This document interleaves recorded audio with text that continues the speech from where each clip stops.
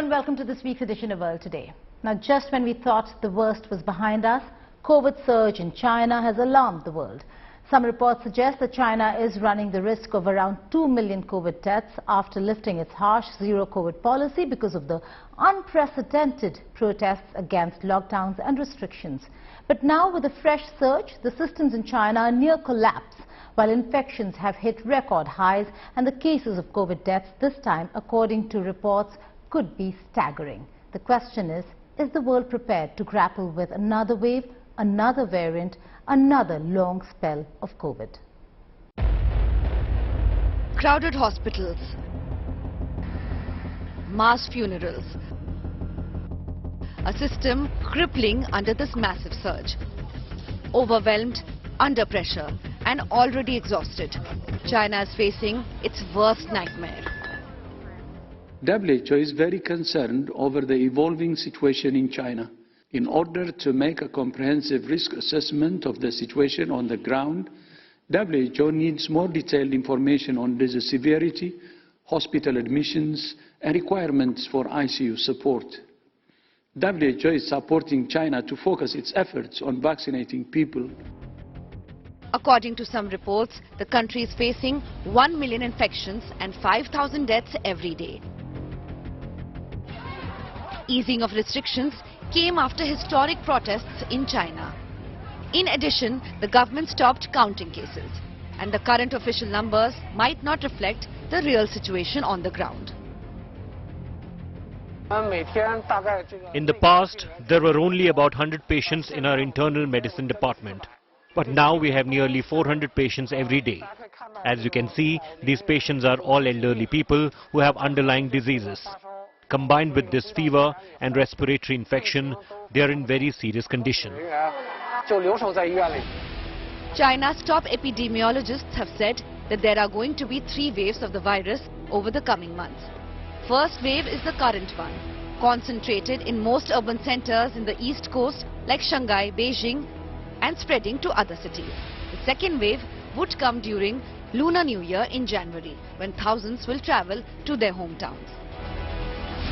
The third wave would be in early March, when people will start going back to office and bringing the virus home. Officials and global health experts outside China are anxiously watching a COVID-19 surge there, worried a nation of 1.4 billion people is inadequately vaccinated and may not have the healthcare tools to treat a wave of illness expected to kill more than 1 million people through 2023. The United States joins the rest of the world in hoping to see the PRC defeat this outbreak and to get COVID under control. That, of course, is the case because we don't want to see death or disease spread anywhere. Another global wave would surely hit economy, and that is the reason why most nations are looking at their COVID preparedness. India, that suffered severely during the second wave, is not taking any chances, with Indian Prime Minister Narendra Modi holding a review meet on Thursday. Meanwhile, according to reports, new waves of COVID are now being witnessed in the United Kingdom, Brazil, South Korea, among other nations. Worries of an economic decline and supply chain disruption have returned to haunt global leaders. European and US officials are conducting careful behind-the-scenes talks with Chinese counterparts, while issuing deliberately worded public statements intended to make clear that the ball is in Beijing's court. Washington and Beijing officials discussed how to handle COVID earlier this month in talks in China to prepare for Secretary of State Antony Blinken's visit early next year. Has there been any progress on Secretary Blinken's travel to Beijing? Any updates on? Nothing to announce today, although as the two presidents indicated coming out of the summit in Bali, we have an expectation that that will be coming in the relatively near-term future. Lack of herd immunity and vaccinations are reasons for the fast pace of infections. But it is too late to ramp up vaccinations to significantly make an impact, even though China is seeking a peak of 22 million vaccinations a day.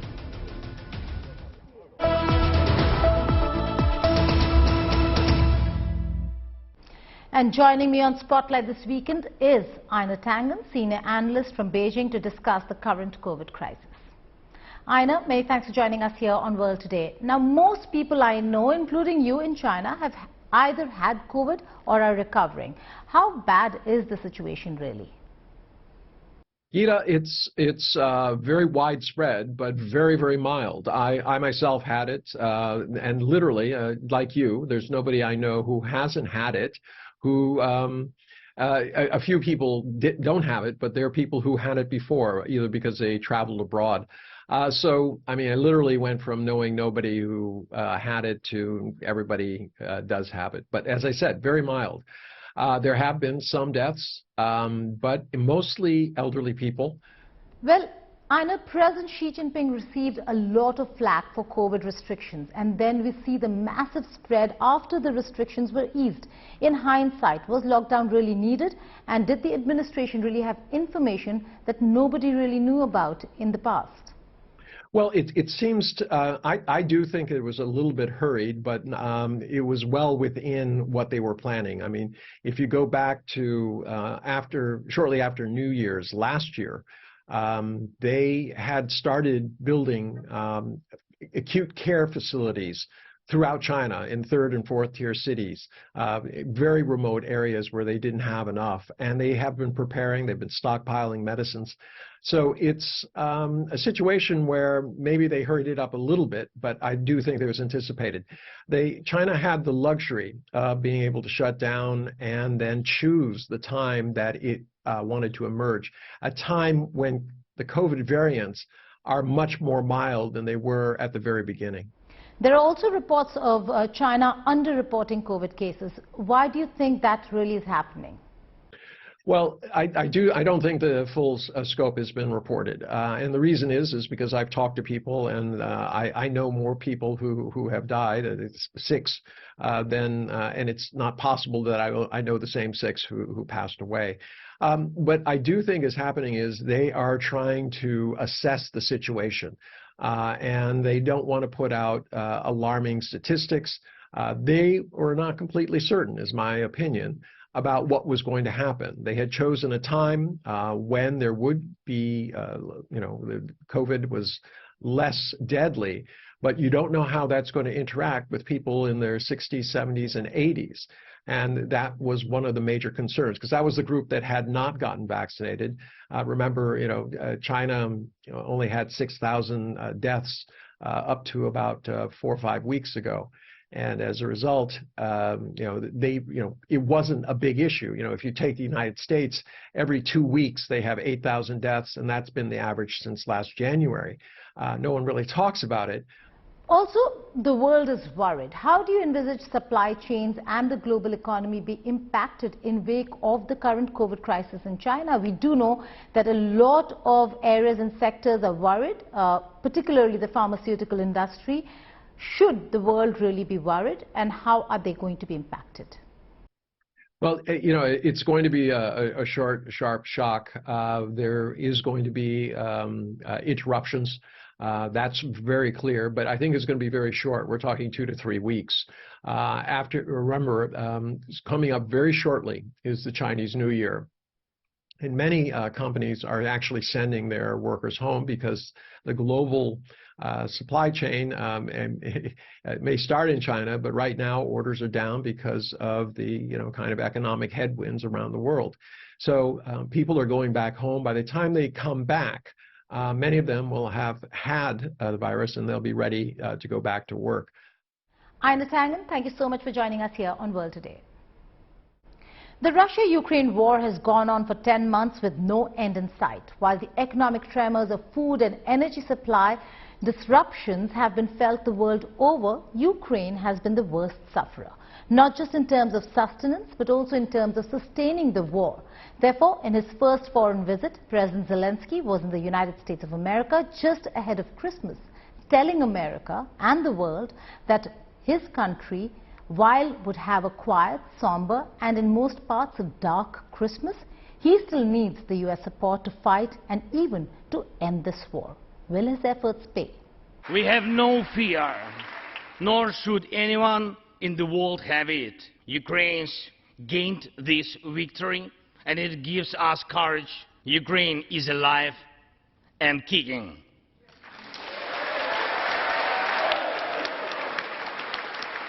Russian tyranny has lost control over us.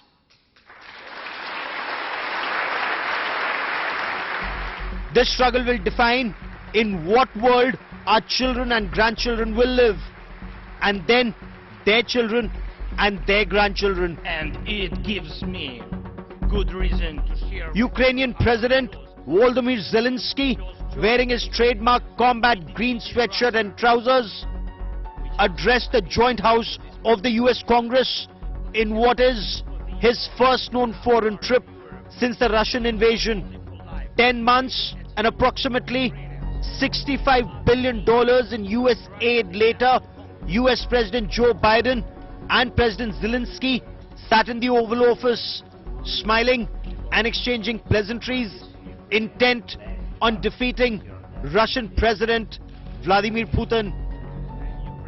President Zelensky made a strong call to send missiles and weapons to Ukraine, which have only reached them in a trickle and with long delays.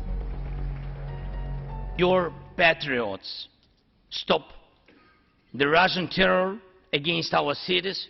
It will let Ukrainian patriots work to the full to defend our freedom. I believe there should be no taboos between us in our alliance. Ukraine never asked the American soldiers to fight on our land instead of us. I assure you that Ukrainian soldiers can perfectly operate American tanks. But securing further aid in the new year is now a huge task for the Biden administration. In May, 57 Republicans in the 435-seat House of Representatives and 11 in the 100-seat Senate voted against a standalone aid package. And polls indicate Republicans' support for continued assistance has eroded even further since then. Coaxing further aid out of the House may prove to be a greater challenge, but in his speech to the Congress, at least President Biden was willing to try. So I don't see any reason to believe there will be any lessening of support. And as we reach out to our NATO allies, our Secretary of Defense and our Secretary of State, we get continued support, not only there, but also from around the world, from Japan and many other countries as well.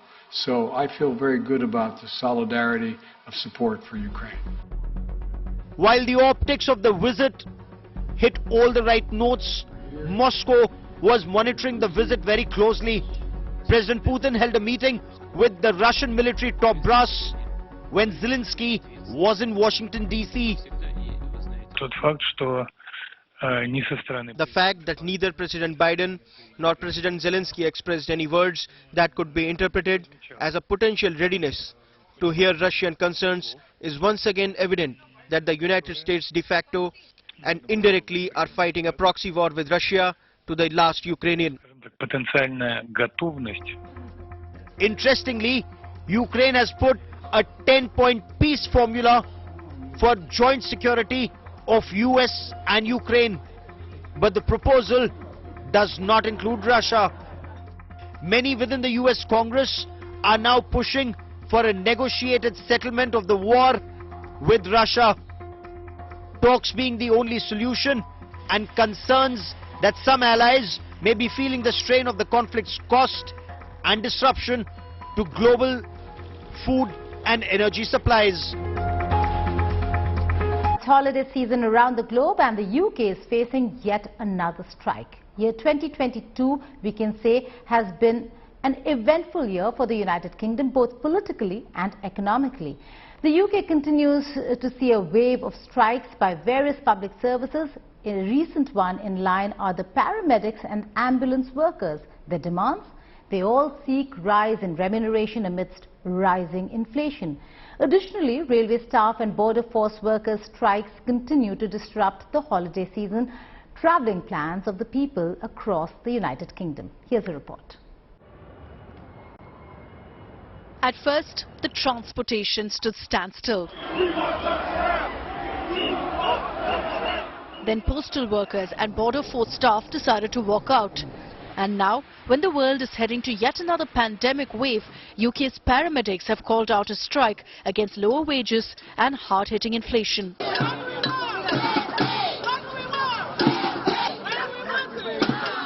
This week, nurses staged their biggest walkout in decades. The public have been urged to only call ambulances if they absolutely need to. The Royal College of Nursing, the biggest nursing union of UK, is asking for 5% pay rise above retail inflation, which amounts to a 19% hike. They're also demanding to fill a record number of staff vacancies. I found it very, very difficult. I've been in the service 30 years and never has it come to this point.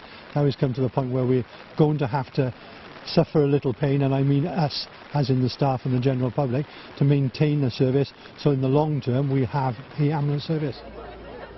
The Health Ministry claims that the demands are unaffordable. And alongside that, they've chosen this time to strike. Last week, we saw, over the course of last week, a 73% increase in the number of flu admissions to hospital. We saw a 27% increase in COVID admissions. Many of your viewers have been concerned in recent weeks around strep A. We've got 5 times the normal rate of prescribing of antibiotics because of concerns with strep A, and we've seen more than a third increase in the number of calls to 111. So this is a point when the system is already facing very significant pressure. That's the point at which the trade unions have chosen to take industrial action, and in doing so they haven't been willing to work with us to agree national exemptions in terms of covering all of the Category 1, Category 2 life-threatening and emergency calls. It's not just health and emergency services that are affected, but all forms of public services have been facing the turmoil due to economic stagnation. Railway strikes have been raging for several months and frequently dominate front pages in the UK. Postal workers with Royal Mail, which is now a private company, are taking action in the run-up to Christmas, affecting deliveries during the business festive stretch. Border force workers and the Public and Commercial Services Union are striking for 8 days during the holiday period, impacting London Heathrow Airport.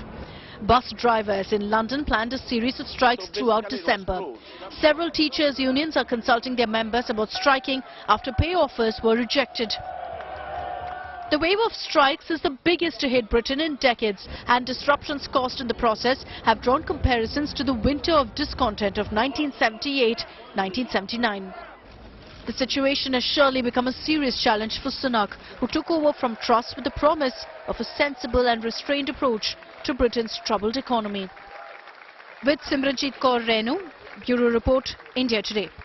It's been terrible news from Afghanistan all through the year. Since Taliban took over Afghanistan, constant restrictions have been put in place as far as Afghan women are concerned. They can't go to the gym, can't go out alone, can't study in senior secondary schools and whatnot. And now the Taliban have barred these women from entering universities too. Women in Afghanistan continue to face consequences of Taliban taking over Afghanistan. Taliban leadership in a recent turn of events announced a ban on women students in university. The ban is an extension of Taliban's restrictions against women education, as girls have already been barred from senior secondary schools. The move prompted a series of protests in Kabul. Dozens of women were seen marching on a street in western Kabul.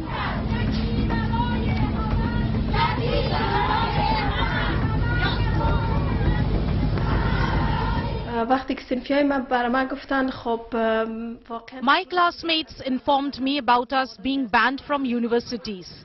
I cried a lot. I had all of my study materials but could not study. All of us were awake until morning and we did not sleep at all. When the sun rose, we thought that there is no life for women in Afghanistan anymore, since they have closed all the routes towards the success for women. We have an unknown future under this government. It's like all our hopes have been buried and there is no hope anymore. But I think if we struggle, inshallah, it may have some positive results. West have constantly demanded Taliban to improve female education if they wish to be formally recognized as Afghanistan's government, but the fresh move is likely to threaten Taliban's administration's efforts to gain international recognition and to get rid of sanctions that are severely hampering their economy.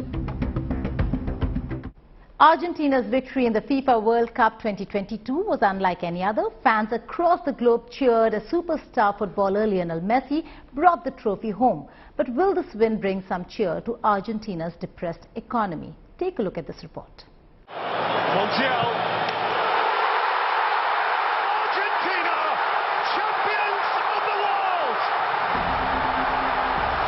Argentina's nail-biting final victory at the FIFA World Cup 2022 in Qatar ended its 36-year Football World Cup title drought.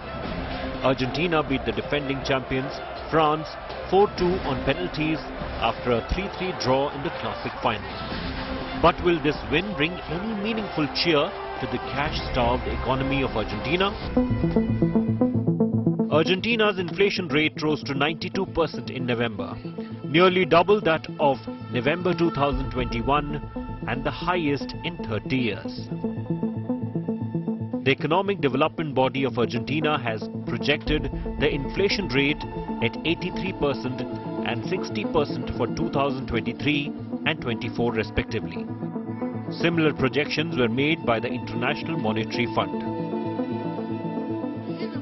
Argentina's high inflation has been accompanied by the GDP contracting for 3 straight years from 2018 to 2020.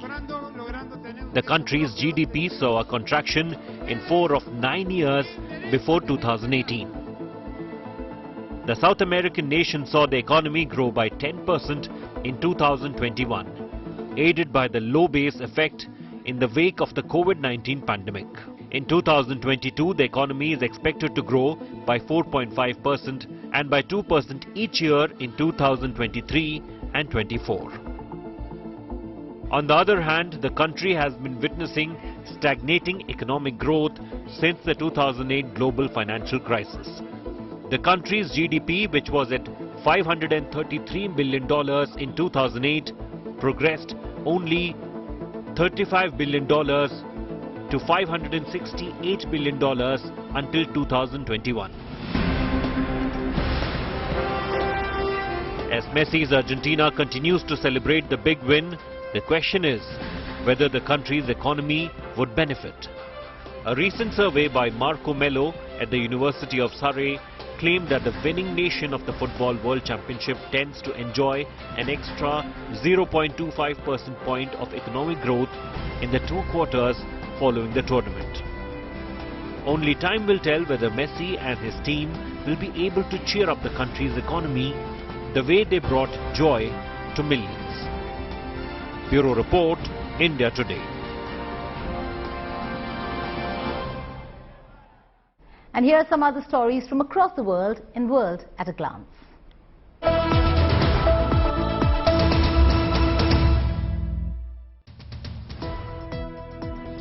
About 20 Rohingyas, including children, have died of hunger and thirst on a boat moving towards Southeast Asia. The boat has been stranded at sea for more than 3 weeks now. Around 160 Rohingyas are still stuck near the Indian territory of the Andaman and Nicobar Islands and await rescue.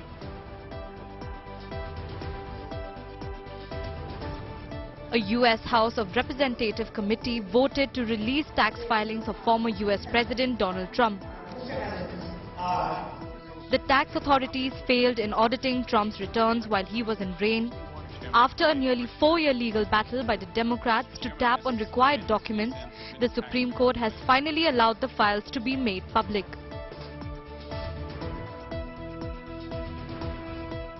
Elon Musk says he will resign as Twitter's CEO when he finds a person as his replacement. This came after a Twitter poll he posted said 57.5% of users voted for him to quit as the CEO. From paid blue ticks to high fees to layoffs, Musk has been criticized from the very beginning over the changes he has brought in since he took over the company. Parts of the United States have been hit by a major winter storm. some parts saw 15 inches of snow from over the past few days, as snow and bone-chilling temperatures has turned travelling hazardous. More than 90 million people across 37 states fall under weather alerts. And the predictions show sub-zero temperatures in the days to come. That's all in this edition of the penultimate episode of World Today for the year. Look forward to seeing you in the coming year and ending the year with all our top stories of the year. Take care and goodbye.